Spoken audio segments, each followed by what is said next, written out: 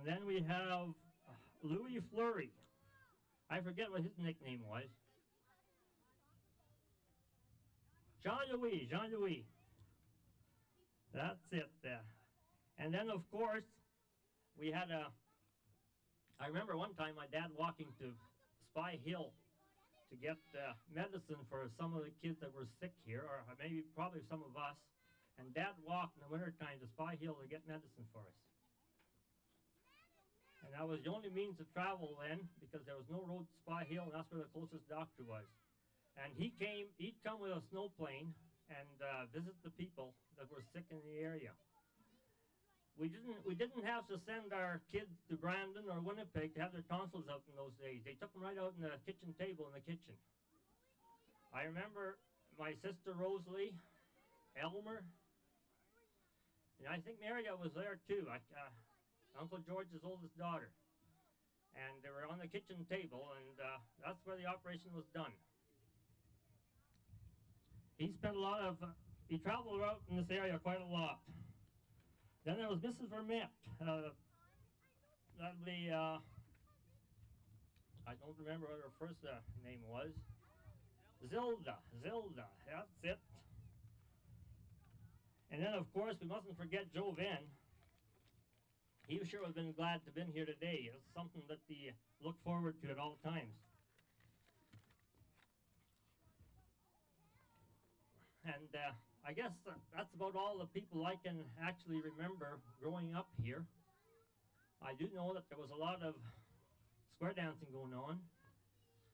And the biggest fear in this community was prairie fires. I remember a prairie fire going through here, and we'd see trees stumps burning in the night, and they look quite nice actually to us kids, but I guess they weren't so nice when they were fighting them. I'd like to close with a story that I heard, that this guy was taking 3 fishermen up north to fish, and they were flying fairly high, and they were getting close to their destination. The motor conked out, and the pilot, he says to the guys in the back, he says, "Can any of you guys pray?" And one fellow says, "No," he says, I've never prayed. And he turns over to the other fellow, he says, "Well, have you prayed?" He says, "No." He says, "I've never prayed either." He says, "I wouldn't even know how to start." And the third fellow says, "Well," he says, "I don't pray either. But you know," he says, "I live right beside the Catholic Church." He says, "And I hear them praying all the time." And the pilot says, "Well," he says, "I think you're our best bet." He says, "Prayer is the only thing that's going to save us." So anyway, he says, eyes down, under the B2, under the N45.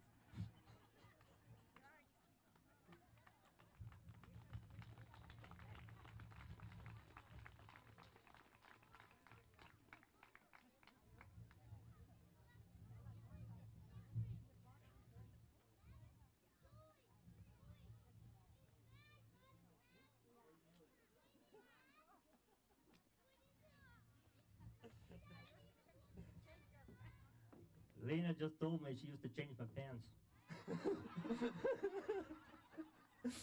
And she says on one occasion, she was sticking a safety pin through the diaper, and she pinned me right through the diaper.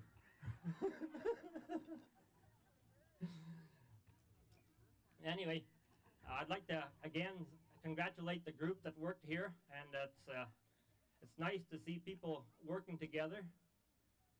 And we don't have enough people working together anymore. It seems that everybody goes their own way, and I think community spirit is something we need. And which brings me in mind of, this is an actual true story, how people are so helpful. I was traveling home from Brandon. I have bulls in the Douglas test station, and I was bringing them home. And I was doing about 90 miles an hour on Highway 24, not too, just straight north of Quadra. And this little car was ahead of me doing about 90, and I was pushing her tail, and finally going downhill, I thought, well, I'll give her a little gas here, and I went past her, and I drove past, but I was doing 110. And anyway, just as I got ahead of her, I blew a front tire on my truck. with a load of bulls in the trailer behind, and that's quite a sensation. It's you don't know what you're doing for a while. Anyway, I looked at the ditch, and I was heading for it, and I looked at the hydro pole, and I said, I gotta miss that, and there was an approach coming as well. So anyway, I hit her between the hydro pole and the approach, and went through the farmer's field, in through his fence, and there I stopped. The little old lady, she makes a quick wheelie in the center of the road, and comes rushing back and coming over to me, and she said, are you hurt? She was quite concerned and really helpful. She said, anything I can do? I said, no. I says, I'm fine, thanks. He says, I'm doing quite fine. And she said, oh, she said, I thought you were going to roll that truck. I said, I thought I was too. But I said, the Lord was with me. Oh, she said, you better let him ride with me because you're a dangerous driver. You're going to kill him. With that, thank you.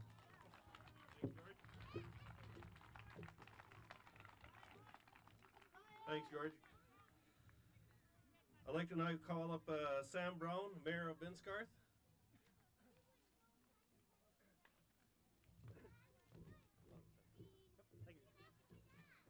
Good afternoon. I guess I think they should pull that pin out of George now. He's been crying ever since. Good afternoon, ladies and gentlemen, special guests. Yeah. I'm honored to bring greetings on behalf of the village of Binscarth. I hope everybody has enjoyed the last couple of days. There was certainly a good number of activities planned that the whole family could participate in, any age group. It was very interesting. And that bannock, boy, that's good stuff. That, isn't it though? Hey, great, isn't it? I guess the last couple of days there are people like myself, I guess, that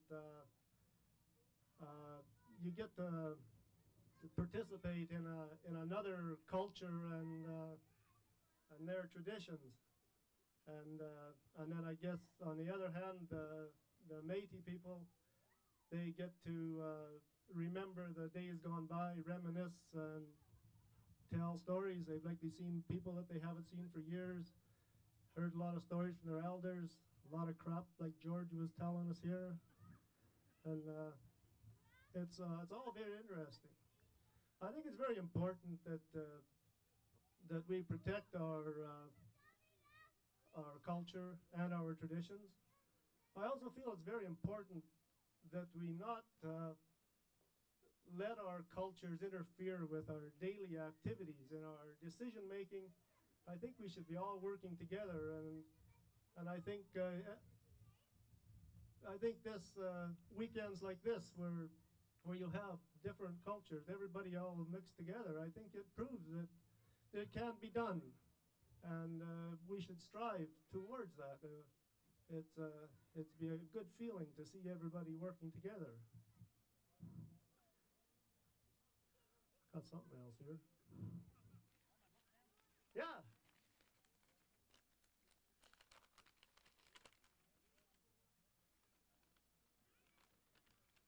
The Metis locals are very active in our community. They, besides sponsoring scholarships for their young people, they also help out their people in need, and they've also contributed a lot of money to our local programs that that likely would never have happened if we didn't have their input, along with a lot of other groups. And it there again shows that that people can work together. I wish maybe someone on the national side could see how these smaller communities get along and work together. It may be a good lesson for them. And upon closing, I would like to just commend the group that put this on, Annette and her people. It was a lot of work, and everything seems to run along fairly smooth, and I think they can take pride in their accomplishments. It was a wonderful weekend. Thank you.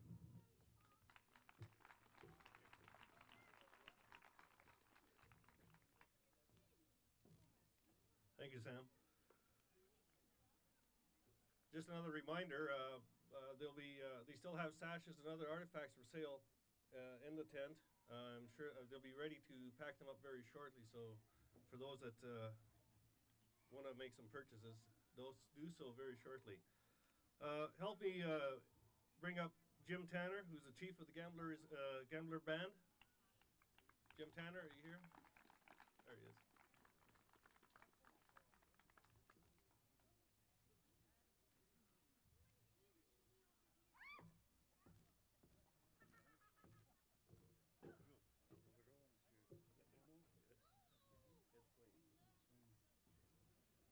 Good afternoon, ladies and gentlemen.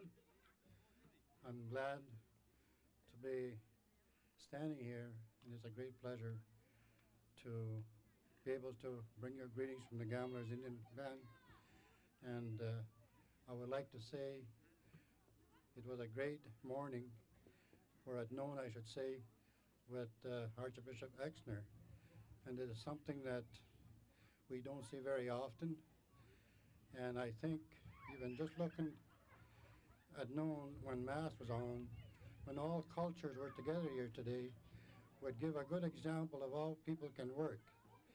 And I really admire the people that put this up, because about 3-4 months ago, when I heard this, I thought it was far, far away. And I remember Kate Fleury saying, we're going to try. And it was a surprise for me when about a week ago or so, when they said they had everything pretty well on the go. So then at the time, of course, being asked for donations or whatever from anybody else, and so was everybody else asked, I guess. We couldn't dare back off, because 3-4 months before that, I had said maybe. And a maybe sometimes goes a long ways when you see people doing and gathering and trying to get something off the ground. And I would like to congratulate the elders that really brought this to a head. And Mr. Bushy and his wife, George Bushy and them, and being married for 57 years and right on these grounds, I think it's something that'll never be forgotten. And I have most of my relations up in the graveyard, like John Tanner, my grandmas and uncles and so. And therefore, I take great pride to be able to tell you that we are all together, and if we work together, I think this world will be a better place to live. Thank you.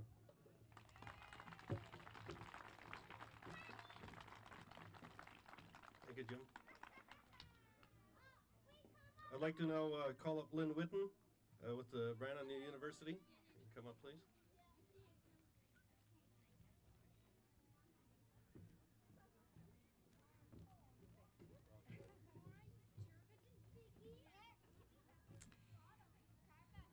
Sainte-Madeleine began for me about 2 years ago in the spring, when I first visited Joe Venn at Bertle, and then followed up later on with some visits in Brandon Hospital. And those were truly memorable visits. I didn't forget, and it resulted in our filming of the event this weekend. And that is thanks largely to Brandon University and also to the Saskatchewan music educators, who are most concerned and interested that the Metis heritage, musical heritage, be preserved, and not only the traditional songs, but a lot of the new things that are going on as well. So we've had a wonderful weekend here. I've really enjoyed meeting so many people and had a good time, and I have to congratulate the organizers of this event. Thank you.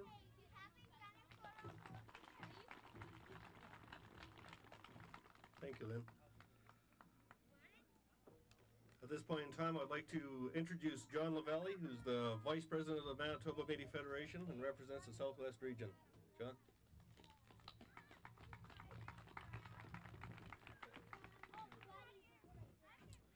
Good afternoon, ladies and gentlemen. I guess it was about 50 years ago that the people of Sainte-Madeleine were told that they couldn't live here anymore. And with that message that they got from the government at the time, they started to disperse and move out to communities such as Camberville and Duck Bay and St. Laurent and St. Ambrose and so on, and they moved out to different areas of the country. But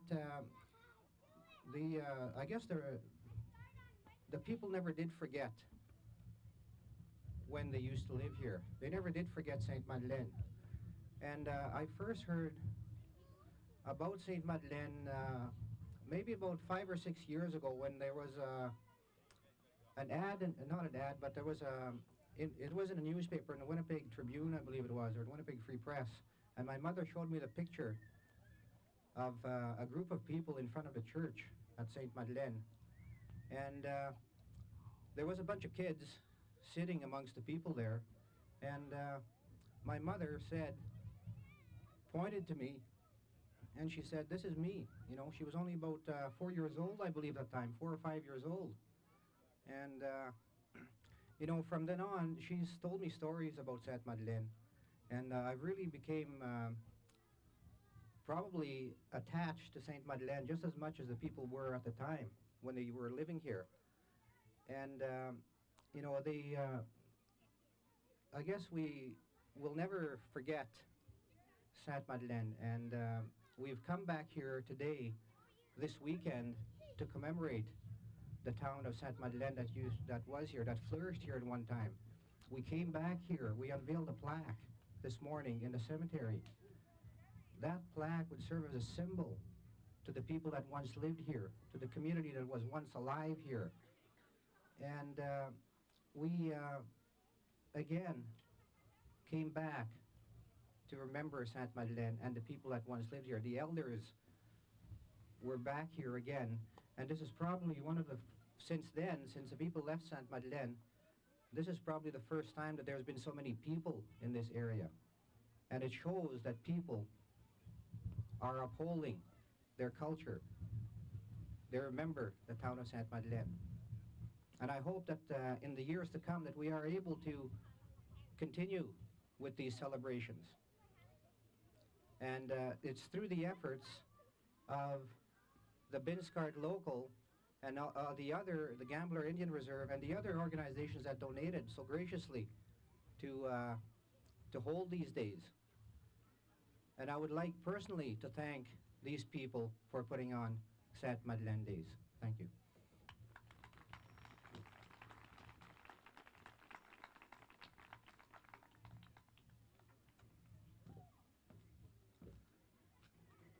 Thanks, John. We have another speaker coming up. After this speaker, we have 2 more speakers, so bear with us. It's not too much longer. A gentleman that doesn't need too much of an introduction. I think that played a good role in this area of making the proper contacts, helping open doors when necessary. We have our president of the Manitoba Métis Federation, Yvonne Dumont.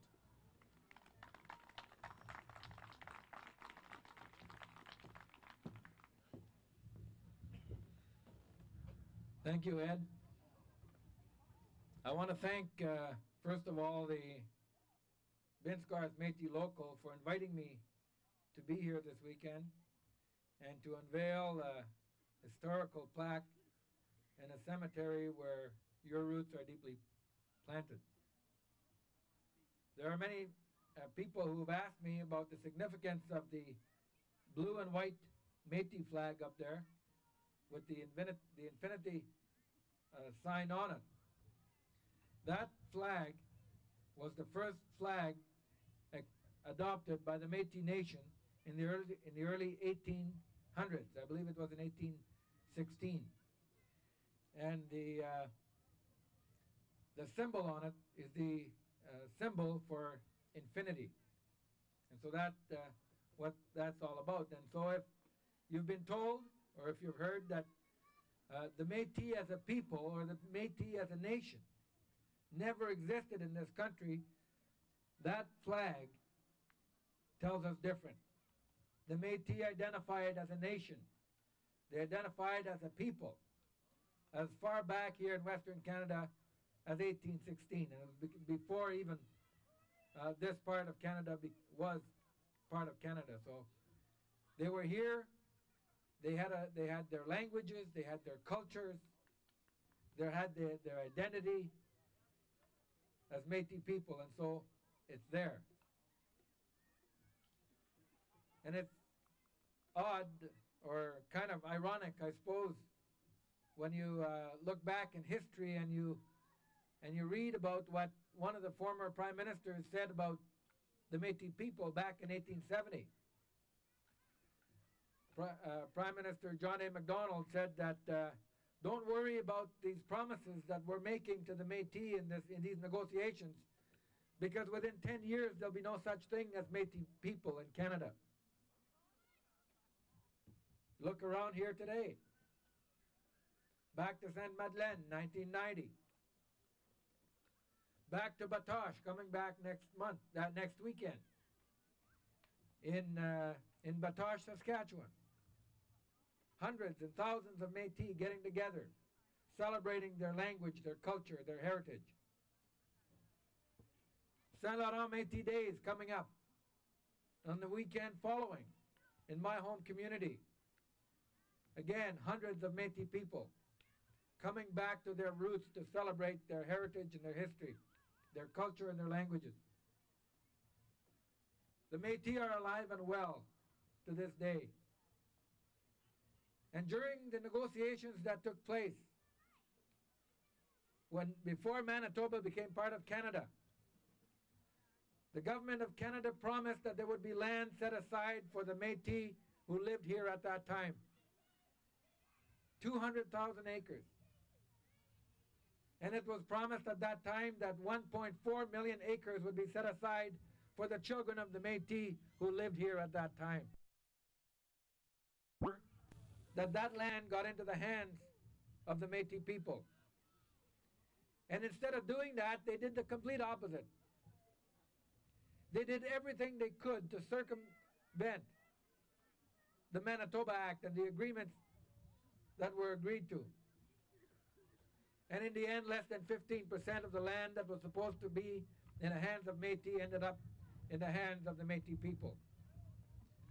Because they thought that if they took away the land, and if they forced the Métis to disperse across Western Canada, that they would disappear. Over 100 years later, we're becoming as strong as ever, and maybe even stronger than we've ever been. And when the Métis of Sainte-Madeleine lost their land and were forced to move from this area for whatever reason, I'm sure that many people believed that the community would die and it would be forgotten. And it was just about forgotten. A few years ago when I met Joe Venn and Dave Janai and Harry Pelche, Louis Pelche, and Agnes Boucher, and they told us about the stories of Sainte-Madeleine and about their memories, I thought that it was something that should be preserved in history for the benefit of our children so that they know where their roots are. And so we got together with Ken Zelig and we asked those elders to participate, to be willing to be interviewed, to preserve that history that's so precious to us. And I must say that the elders who consented to doing the interviews deserve a lot of credit for what's happening here today. It's not easy for them to get up in public in front of a tape recorder and tell us about their lives and tell us about their memories, the happy ones and the sad ones. To tell it to us so that it can be preserved for our benefit. Had it not been for the history of Sainte-Madeleine that only existed until a few years ago in the hearts and minds of these elders, back to Sainte-Madeleine 1990, never would have happened. I believe that they made a significant contribution to the Métis people by doing that. I'm sure that it was hard on them sometimes to think of those memories and to tell them to us, because not all of them were happy ones. But they did it, and I think that the Métis people, as a nation and as a people, will continue to benefit from that for many years to come. Many people have told us in the past, and I've heard it, and I'm sure you've heard it. The Métis were Heinz 57. They were part French and part Indian, or part English and part Indian. And that's all there was to it. They were just half-breeds, part this and part that. That flag signifies to us that the Métis identified as a people long before Canada ever extended its boundaries westward. And they continue to do that. So if you're ever told that there is no such thing as a Métis people, that there is no such thing as a Métis culture, that there's no such thing as a language common to the Métis people, think about Sainte-Madeleine, 1990. Back to Sainte-Madeleine, 1990. And at the roots that are planted in a cemetery.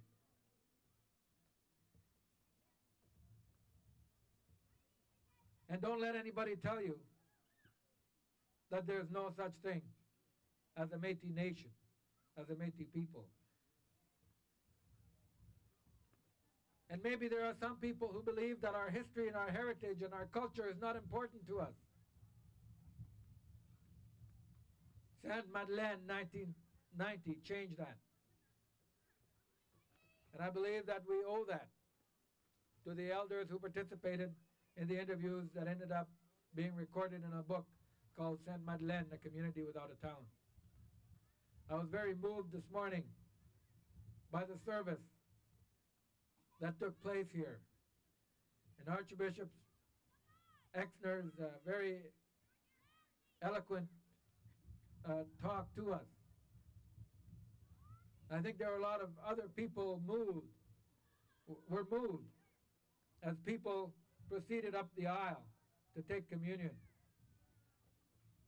Proud of their of being here in Sainte-Madeleine, 1990.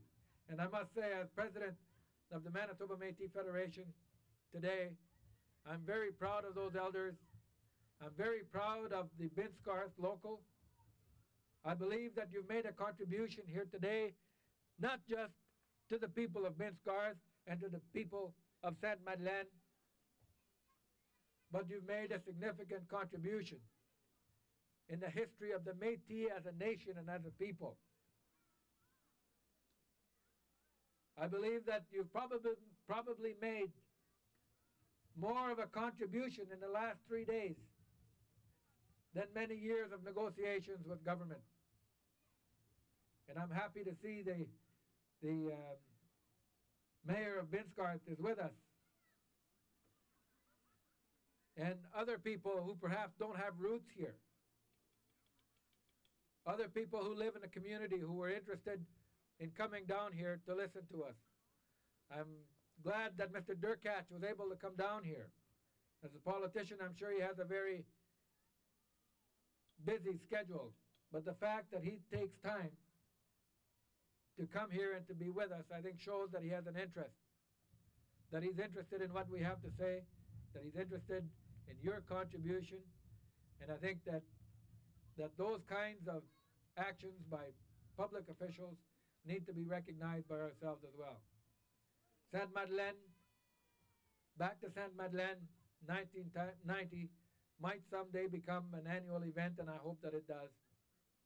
Because as the history that has been preserved to this date by the elders has to continue to be preserved by the young people who I'm sure have learned a lot in these last few days. So thank you very much to the elders, to Archbishop Exner, to the Metis local who have made all of this possible, and I hope that you keep up the good work. Thank you very much.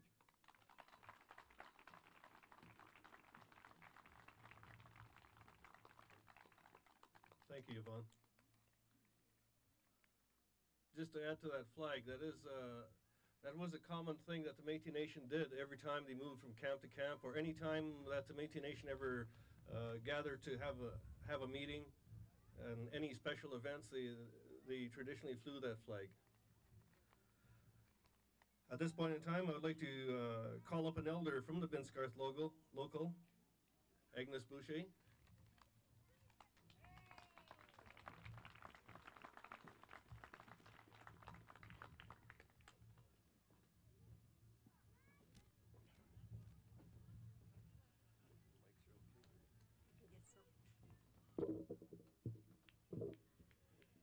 I would like to thank the ones that have asked me to participate in the service. I was quite honored. And also, I was pleased to meet our Excellency, Archbishop Exner.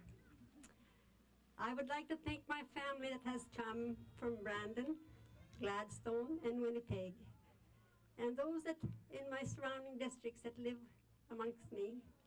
And I was really glad to have them all with me for this day, as this day has been a very memorable day for me, and I would thank the ones that have prepared this, because it is something that I shall never forget, since this is where I have started my married life.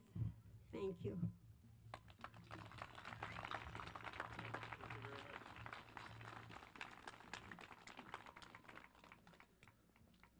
For our final speaker, we'd like to take this time and call up Annette Drylick, who's the local chairperson. Give closing remarks.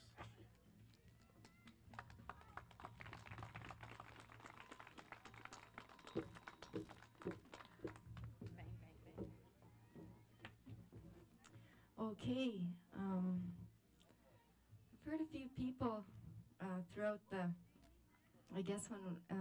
the weekend. When we first started on Friday night, I never really introduced myself.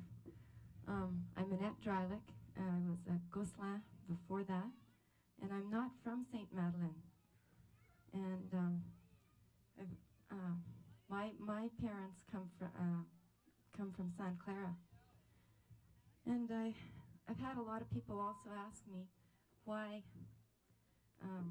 as the chairperson of the Binscarth local, why we would push and try and attempt to get this type of thing together. And I guess that goes back to Jovan. It goes right back to Jovan. At first, my dad was Métis, and he lost his father when he was born. When Dad was born, his dad died in the same bedroom, and because I guess he lost his dad, who was Métis, he always tried to instill in us a respect and an awareness of the fact that we are Métis. And so when he was gone, I tried to keep that in myself, that I knew I was Métis. And then AG or George Fleury, he first got me involved with the MMF. Through my involvement with the MMF, I talked to a lot of elders. And Joe Venn was always after me when I was working for the MMF. And I remember the Tuesday before he passed away, I was on my way to Brandon. It was about 3 o'clock in the afternoon. And I thought, oh, I'll stop in and see Joe on my way in. And he said to me, Annette, when are you going to get here? He says, I want to say some things on tape, he said, and I want to talk to you. He said, I'd like to get something going in Sainte-Madeleine. We've got to do that. We've got to do that. And I was busy, you know how you get busy. And I said, yeah, Joe, okay, we'll do that. And I had it in the back of my head that I was going to do that. And I knew that he was just a most excellent person to talk to about getting something started with Sainte-Madeleine. But the next week he was gone. And I miss him just as well as everybody else does. And I guess I carry his words to me. And he got up from his chair, and he had his cane at that time, and he walked me to the door and kind of shook his cane at me, and he said, now you remember, you come back. got to do something with Sainte-Madeleine. And I said, okay, Joe, I'll be back. And I never made it. But it was so important to him, and it was very important to the elders. And so we got together, and I guess that's the real push was for the elders that I became involved with. Like, even if I'm not from Sainte-Madeleine, your memories and your love and your sharing and your caring for the community, for your families, means so very much. And I'd just like to thank all of the people. Like yesterday, I missed some people, thanking them. Like all of the people from the booths, you know, we were scared. How are we going to feed all these people? And like Harvey and Irene and Debbie and Elmer and Binscott Highway Service, the One Stop Bannock Shop, they said, well, we'll make a booth. We'll help. So everybody helped, and Rennie and Buck and Elmer for putting up the cairn, and like all the little things that needed to be done, that got done. And you know, like no one thinks that they did it, like they did it because they wanted to. They didn't do it because they were going to get paid or they were going to get a pat on the back or get talked about. They just wanted to let it get started. And I think it's very important for the Binscarth community to know that the Métis people that are in the Binscarth Métis Association and the Valley View and the Pelly Trail and the other associations around here are vital members of your community. And too often, we're not recognized.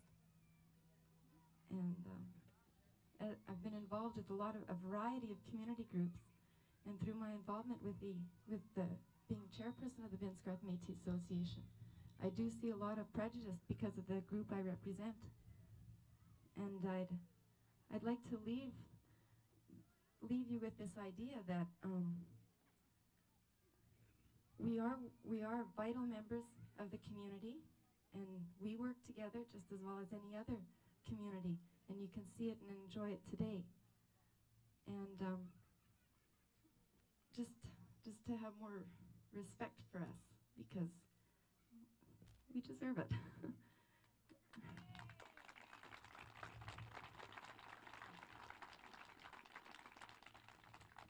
And I'd like to leave you with this one word. We'll remember Sainte-Madeleine. Gish Gishen. Gish Gishen, Sainte-Madeleine. Thank you, Annette. It's very moving. Shows that the Métis spirit is still alive and well with us. I guess there is one more final event that's taken place, and it'll be the feasting, I guess, will take place. And I'm told, don't worry or don't panic, there's lots of bannock. So let's give a round of applause, a final round of applause for all the speakers that were here. And I think for everybody, they deserve an applause for a successful event at Sainte-Madeleine. Thank you.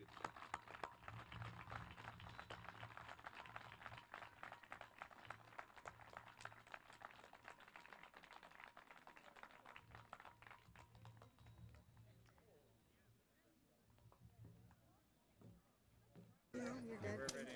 Okay. Yeah. And I'm not really on, but you're talking to me anyways. I'll get your name after. I'll write it down. So. But it's Arthur. Go by Arthur. Okay. Start with your father coming. Well, my father came from France in 1893, and on arrival, they traveled as far west as the CPR would take them. That was Saltcoats, Saskatchewan. Spent a few winters there with under very much duress. Some of they built sod shacks the first winter they arrived, and that was quite a step from leaving France, you know, walking into sod buildings. They raised rabbits in one and lived in the other over the winter months, and a lot of hardship experience. Then they moved to Opella, where my grandfather was a very well-educated man, served as a secretary of the municipality.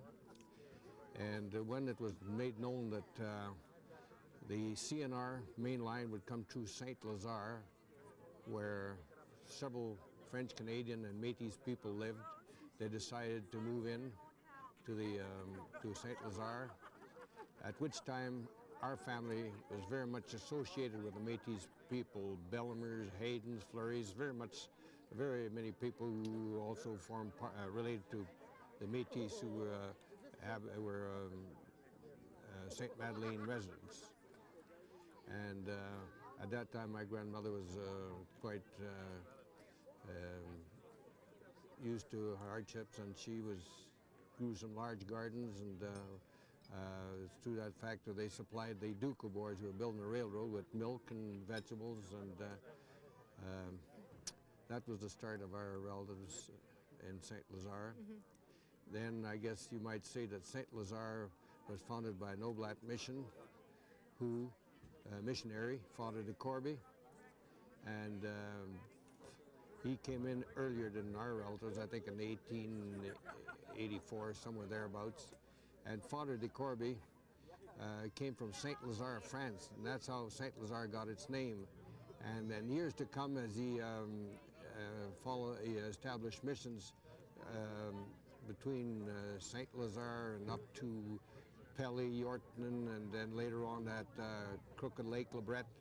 I guess the thought that came to mind, if there's a St. Lazare, we also have to have a place named for Lazare's two sisters. So came the name Sainte-Madeleine.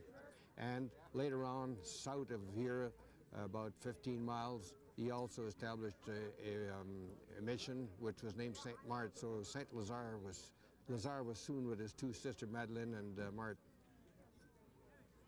Now, how did your family interact with the Métis in Sainte-Madeleine? Well, there wasn't that much contact, except that Dad used to do a lot of hunting, you know, like prairie chicken and what have you. I think we were raised on them, and there was times that we extended our visits into Sainte-Madeleine and got to know the people, and the people of Sainte-Madeleine often came to St. Lazare, where they established a very close relation.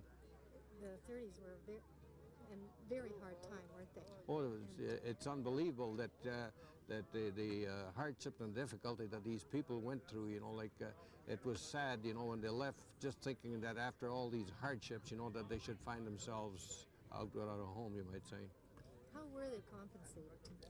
I don't think there was too much, things were, the PFR came about by the fact that there was, everything was in a depression. I mean, so like everybody was going through hard times, and I guess the federal government thought, well, we should turn these pastures which were unproductive, it's mostly submarginal land, should be turned into a community pasture for cattle grazing.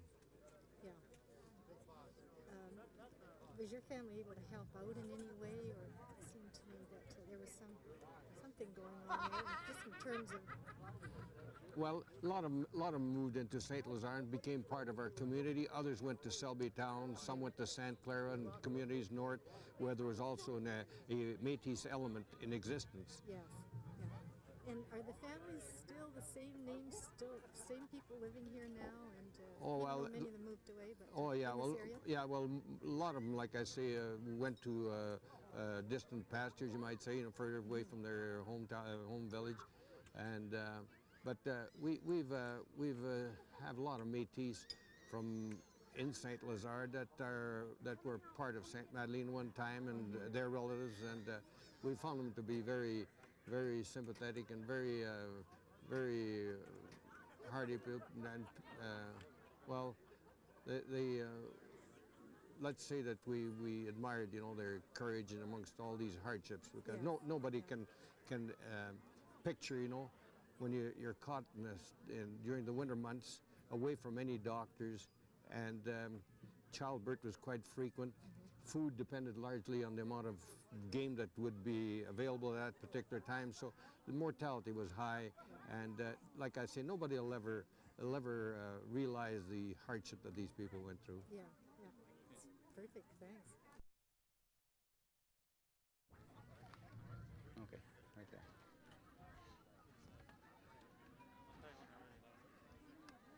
So probably, could you just tell one of the stories that your mother used to tell, even if...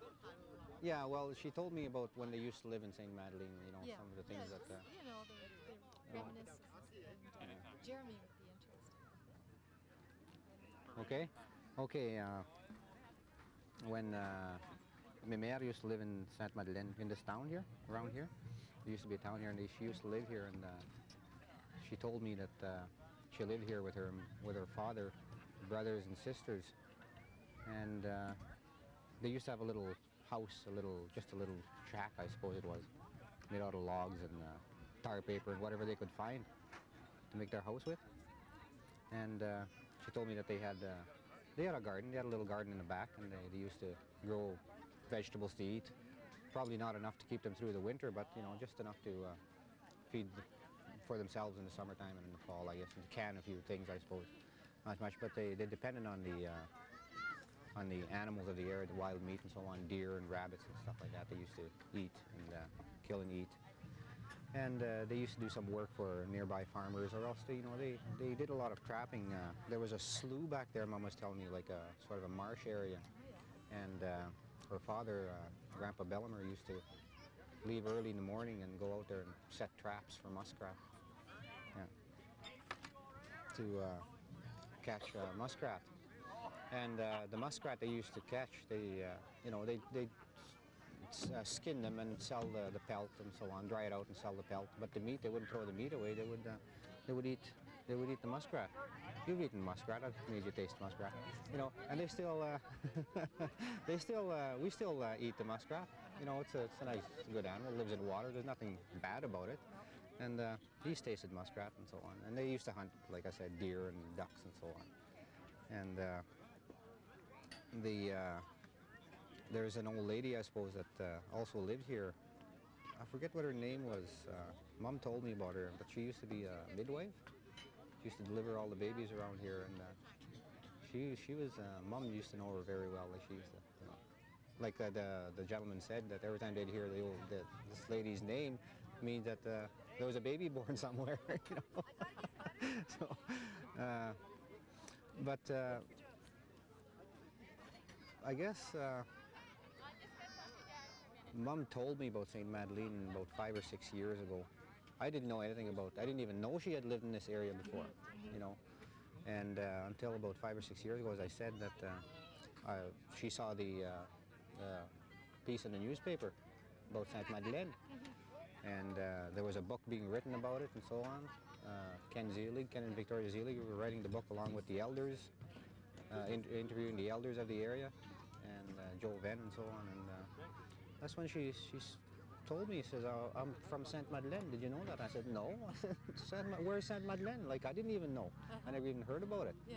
You know, and I guess that's part of the history that was lost maybe at one, you know, for a period of time. I didn't know anything about it. Yeah. And I knew my uncles I knew that one of my uncles lived in this area in Russell.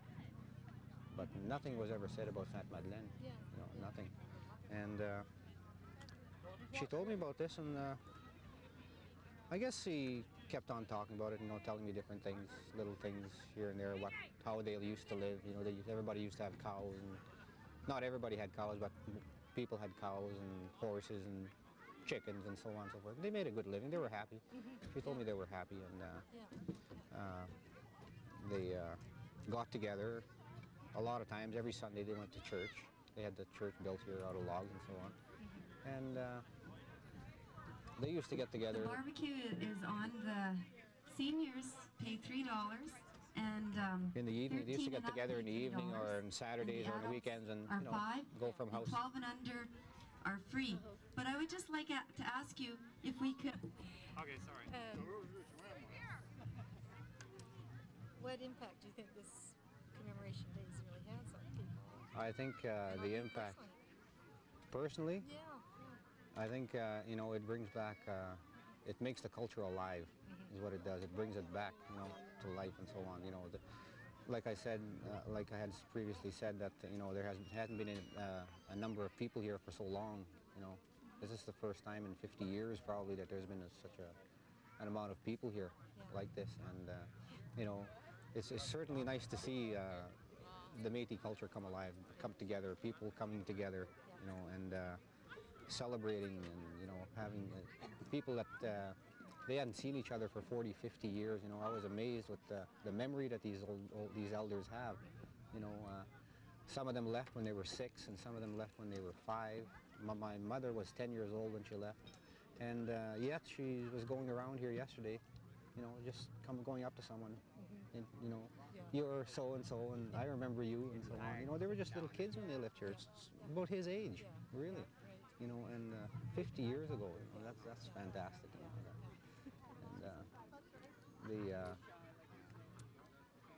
and the community was so, you know, everybody got along then. Everybody was, it's flourished, really. You know, it was. I would have loved to have lived back then. You know, I think so. Yeah.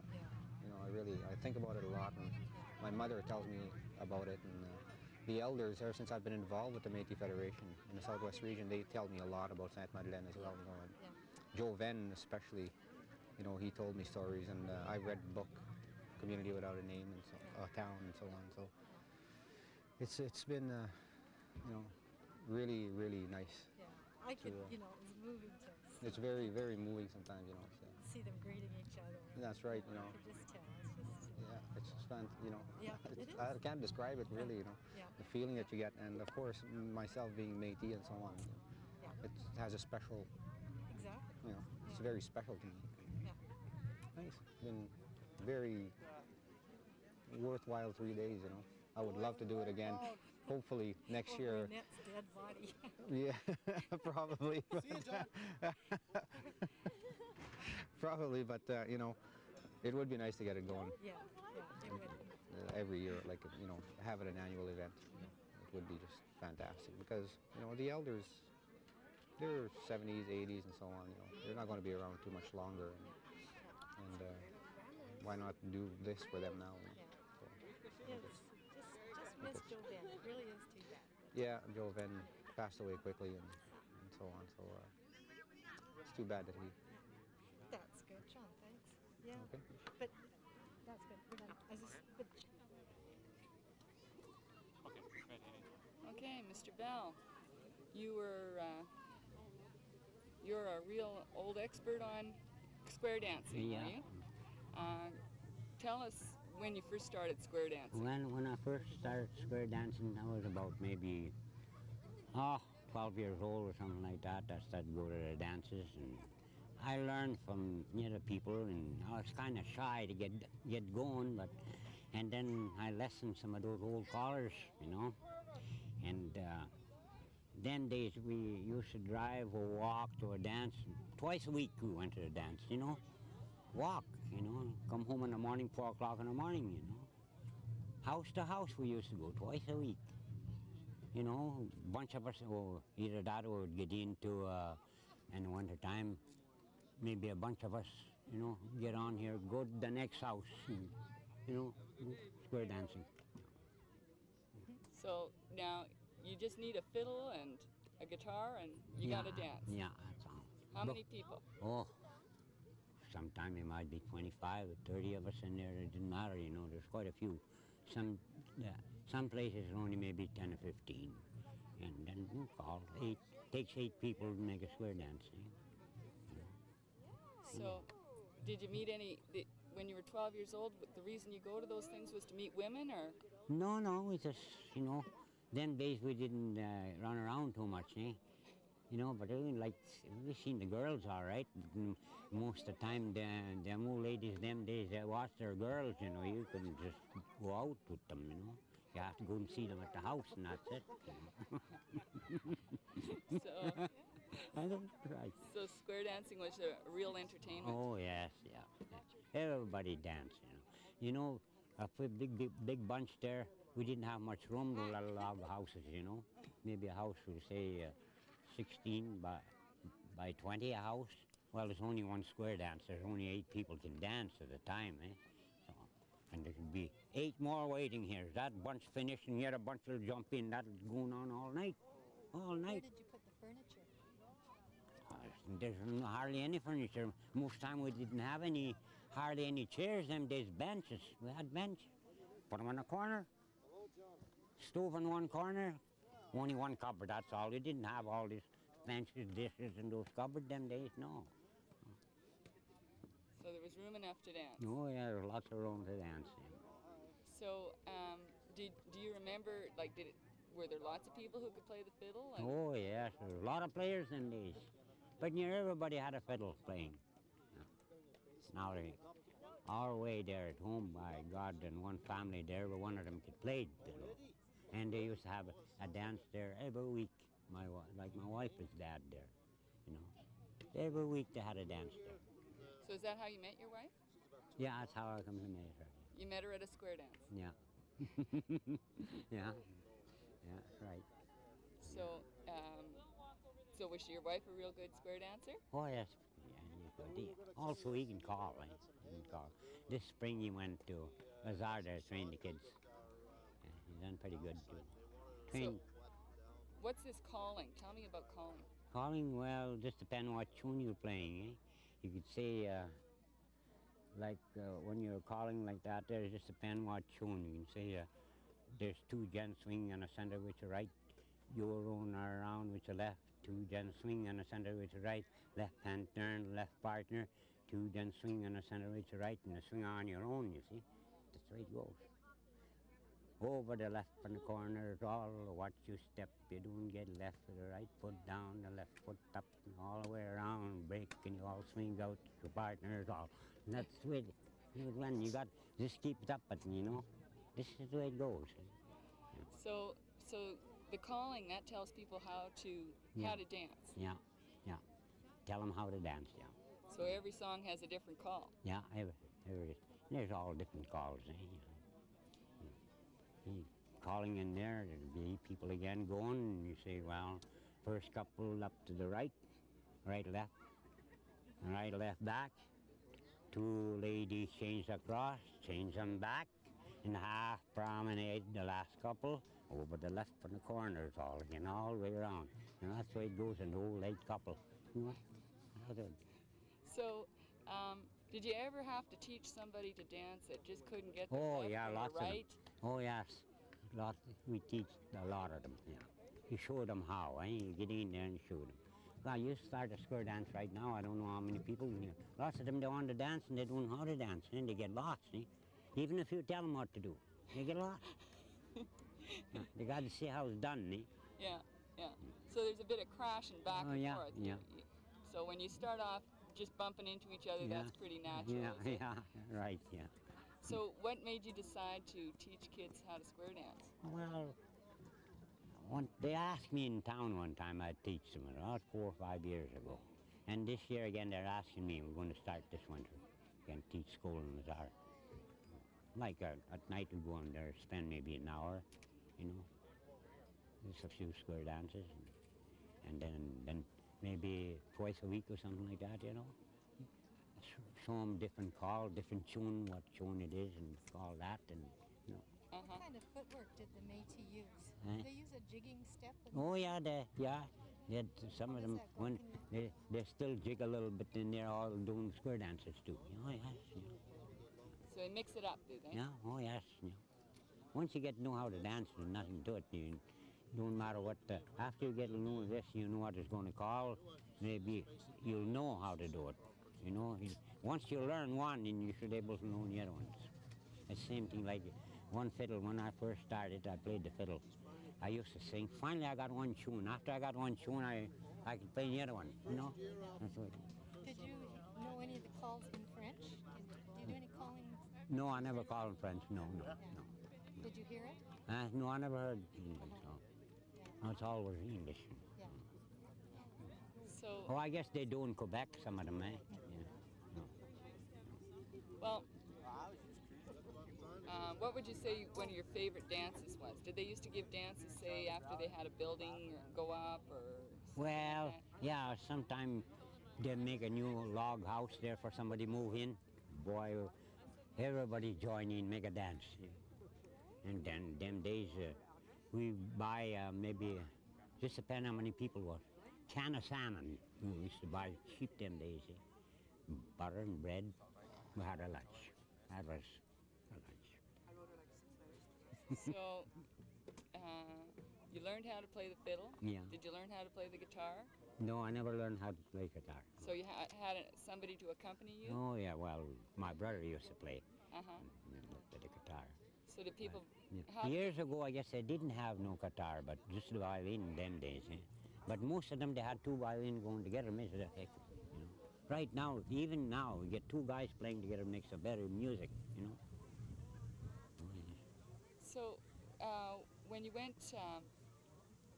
to these dances, like, did you have to get all dressed up? Or? Oh yeah, we dressed up. Yeah, most of us were all dressed up. Yeah.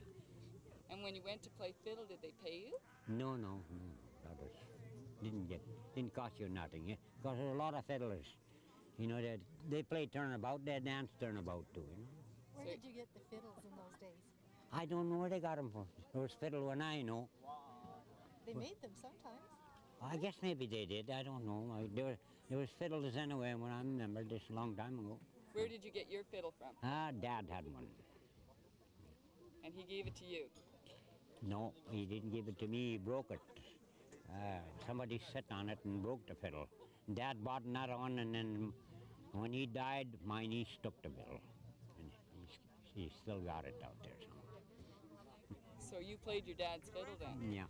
Did your dad teach you how to play fiddle? Yeah. How did you sound when you first started? Oh, well, I listened to them on a tune. Finally, I got one in my head.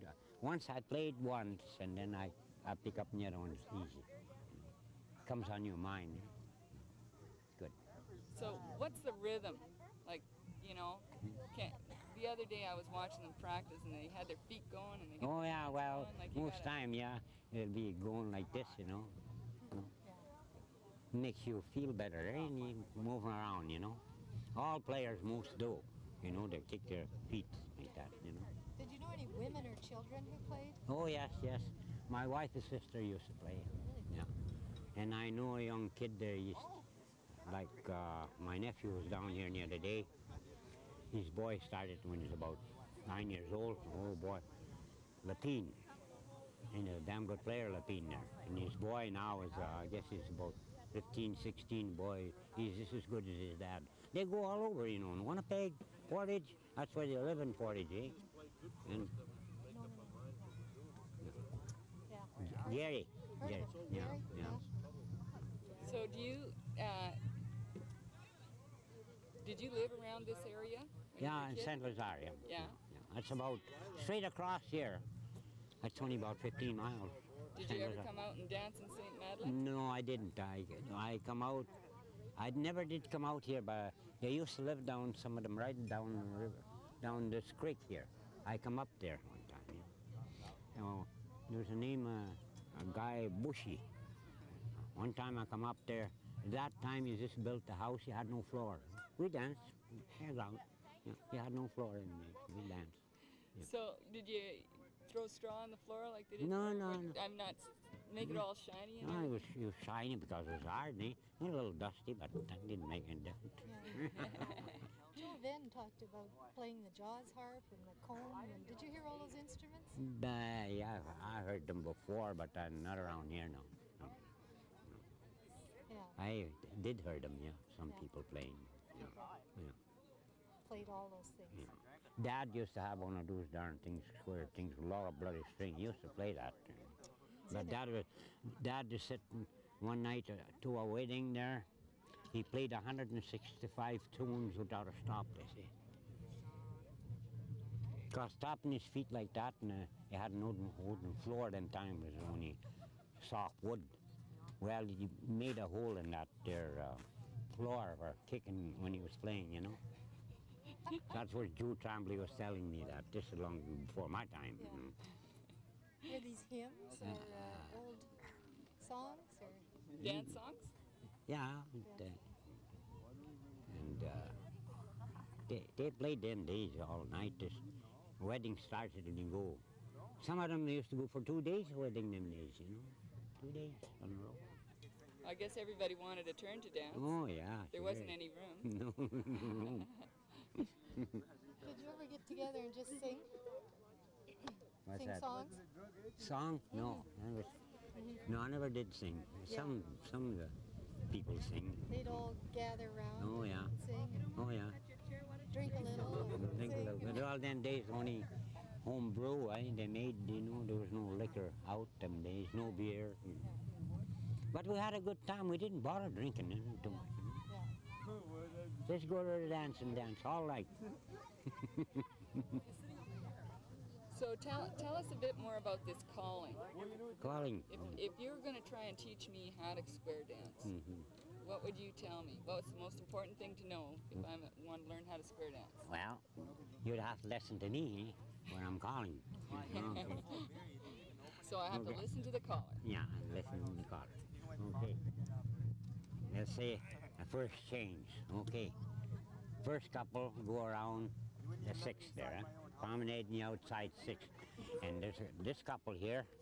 You start here, and there's another couple here. There's 4 couples. Well, and you're coming around there, right and left of that couple. Right, left, back. And then 2 ladies change across. You change them back. And half promenade with the last couple. And then when that's finished, and over the left from the corners all again, that goes right around. And when you finish your couple, the next couple start. You go all around them couples, and then the square dance finish. You start another one. Different call. Oh, yeah. So, if you were to play the Red River Jig, how would the call go? There's no caller. No caller for that? No, there's no caller. No, you just listen to the fiddle. Whenever the small strings plays, okay, you just dance around. When it comes to the big string, that's the time you make your steps, different steps. So you got to know your caller. Yeah. If there's a caller, you have to listen to that caller. Yeah. And if there's just music? Yeah. You want to do that? If you had somebody to play one quadrille there, there's a lot of guys can. Who would have one? I'll go and ask them what to do. Oh, boy, I don't know. You better. Lots of people here. They should know somewhere. No. What's a quadrille? Quadrille. That's what it is. A dance. Quadrille is a dance. So it's the same thing as a square dance. A quadrille. Yeah, quadrille. Quadrille. That's what it means. Square dance. So do you think it's good that people are learning the square dance and getting kind of yes, that's good. Yeah, people like that thing. Some people like to go with that. Not like now, some of them, these dancers are dancing right now, they just jump around all over the place, you know. The older people don't like that. But now they come along, young people who want to start over again, you know. Maybe some people don't want that, but there's lots of people who want to square dance, so what do you do? Can't please everybody, eh? Right? Well, do you like to square dance? No. Would you like to jig? A little bit? Yeah, a little bit. Do you think it's hard to learn to jig? Yeah. What's tricky about it? Tricky? I don't know. It's really tricky. So, well, what's hard? What's hard about jigging? Well, you gotta learn the steps more and...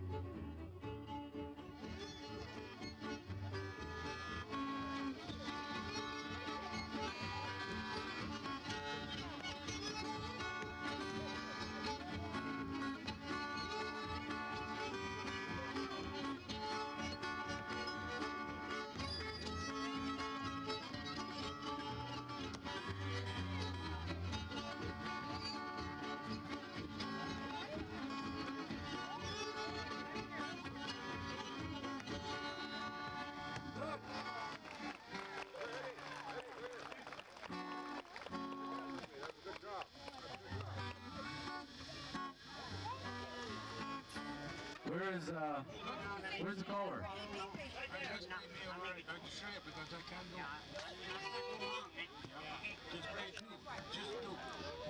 You want to call just first, Jane, and second.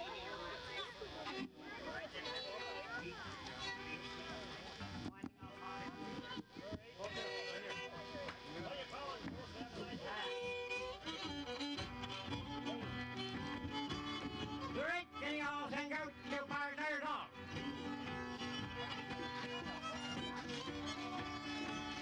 Great, can you all sing out?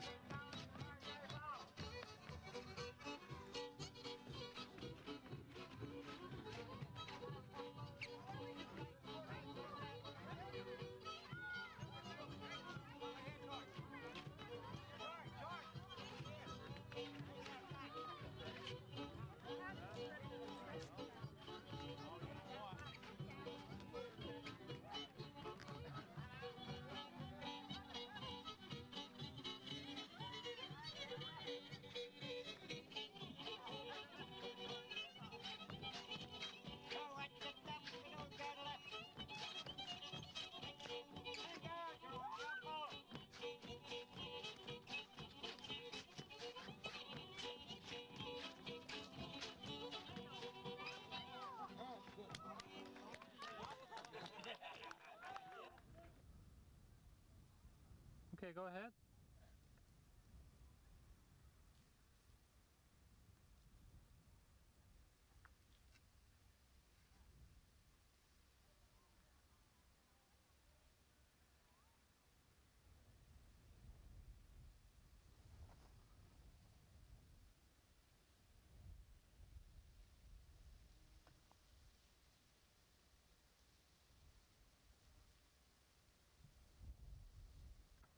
All right, go ahead.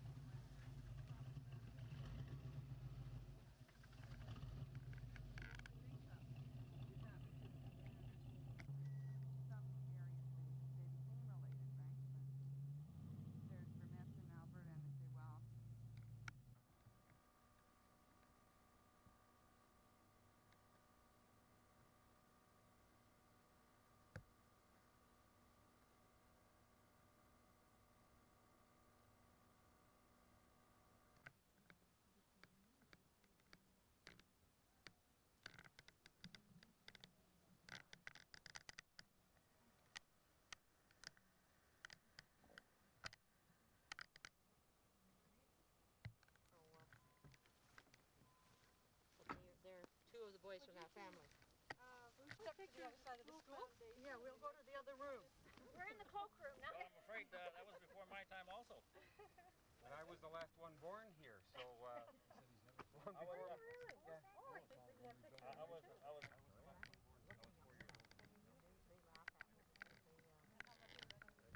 Well, I only got, we're only 2. Oh, I see. Yeah, I did too. And one time I only did kind of well, could you just how could I know? well, he'll just film it and maybe People years ago, like the way they, the only way to get around was walking. everybody home and how far like you just that'd be your childhood kind of. Ron, do you want some people in your picture there? We could look at these large bulls. Right. Sure. And yeah, it is. the prairie giant. Professional, yeah. Thank you. Really nice. We want to get it ourselves. Is that good? Right, yeah. Stones. Elmer, your flies are not. I'm trolling. Yeah, Rosalie, she would, yeah, but I was only 4 years old, didn't know him. Oh, is that right? Oh, yeah. Couldn't find to celebrate. Yeah. Until we came back yesterday. Oh, yeah, is that right? She hopes she can find. Yeah, it sounds like it could be a family name. Yeah. Yeah. Well, you know, yes, exactly. More, right, yeah. People that would remember. So you didn't get a good deal for this guy. Yeah. It's really just in the nick of time. Right, That yeah. group Certainly has people one. Oh, yeah. making acquaintances I had relations here, and now they're all right across. all over. Well, even our own family. It spreads right across Canada. Yeah. Is that right? And she had been born on another reserve, so their father she was illegally there. Oh, I don't know. I think I'd like to have you guys say it. Another wife, and this is gone farther. It would have been wetland. Is there? Oh, for heaven's So sake. anyway, he packed up this, and then we met one of the cousins, and he said, "Dad, it's the younger brother." Like even today, there was.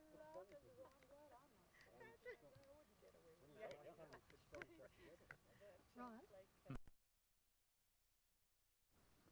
Okay, you guys ready? Okay.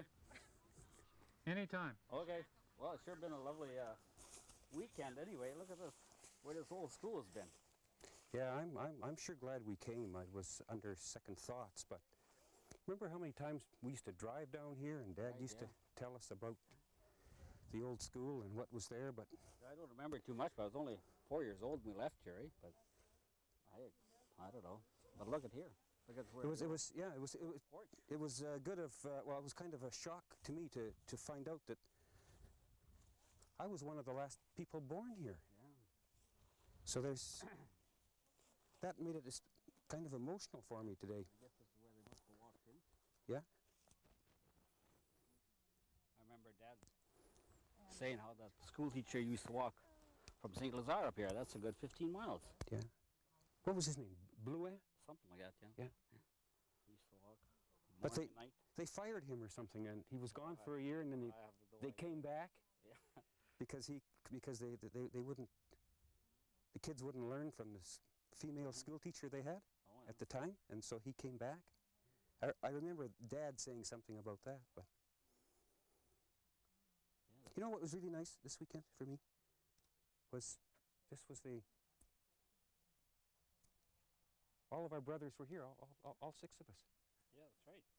That doesn't happen too often. No, that's right. There was 13 in our family. It's only Dad that's missing. Yeah.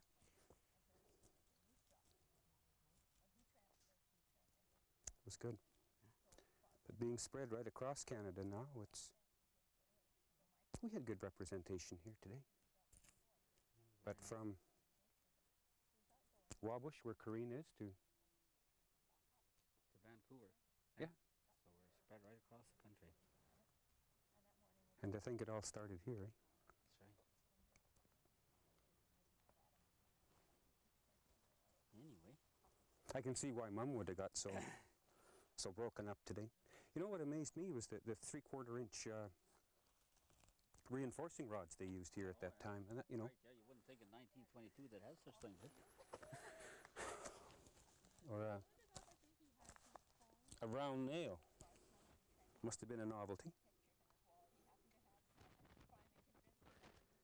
But the concrete people, I guess at that time, knew what they were doing too. Yeah.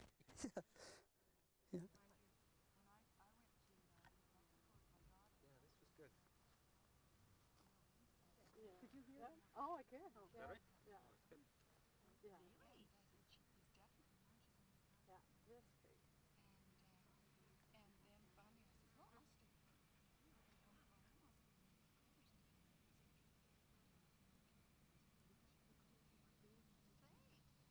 I think there was.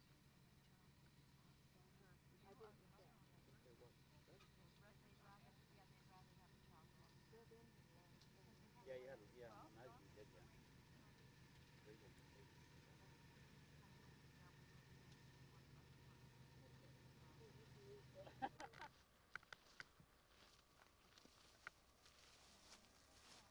Well, look at this. Yeah.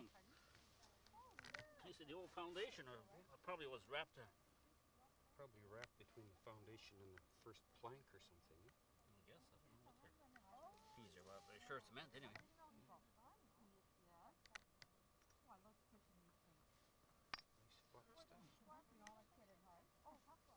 Bring a souvenir home. You can have one. You can get a piece and bring it home. Like the Berlin Wall. Well, yeah, or you make good paperweight.